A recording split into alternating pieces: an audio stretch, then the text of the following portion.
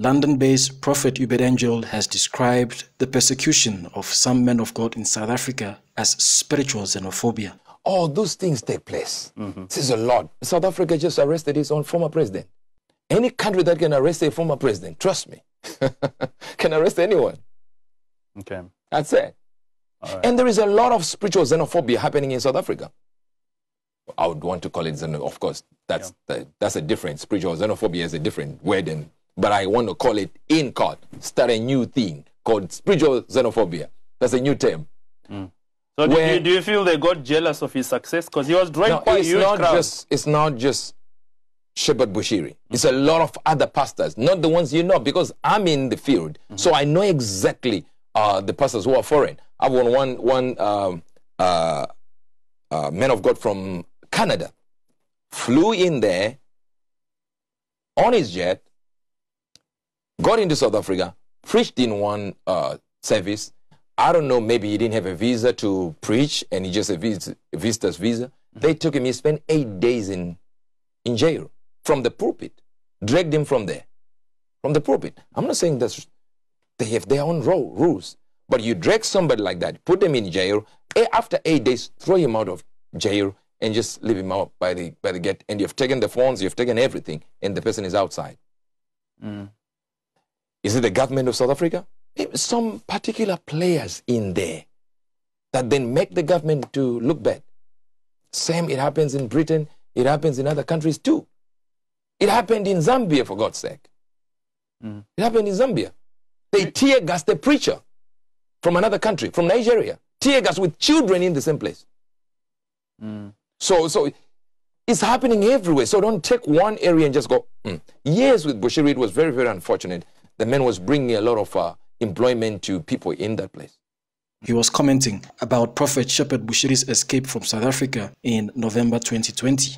Speaking to Lance Guma on Nihada TV for the first time, Prophet Ubed Angel spoke on the escape of his spiritual son from South Africa into Malawi.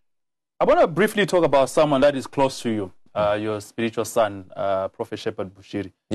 You've stood with him through thick and thin. And I think most people who are watching this interview are quite intrigued by his current situation, that he had to flee South Africa to his home country of Malawi.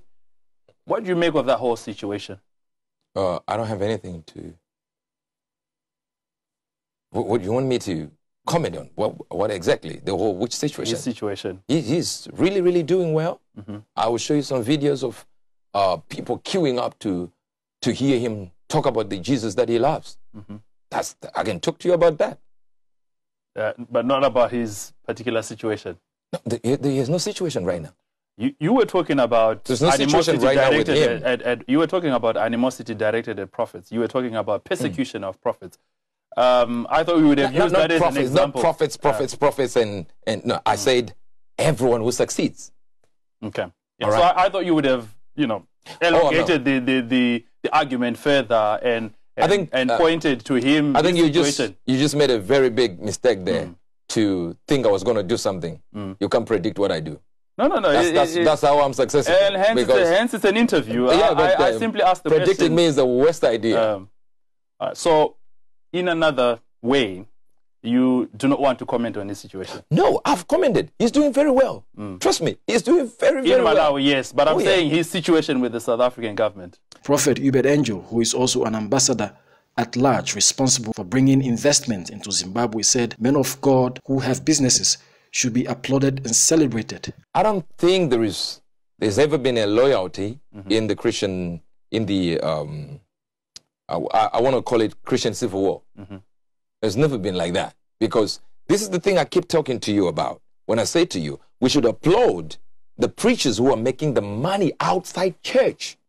The moment you leave a preacher to not have a business, and when he has a business, some kind of conspiracy theories fly around. That's a very bad situation. Now you leave preachers fighting for congregants because one congregant now represents $1, unless the preacher has a business.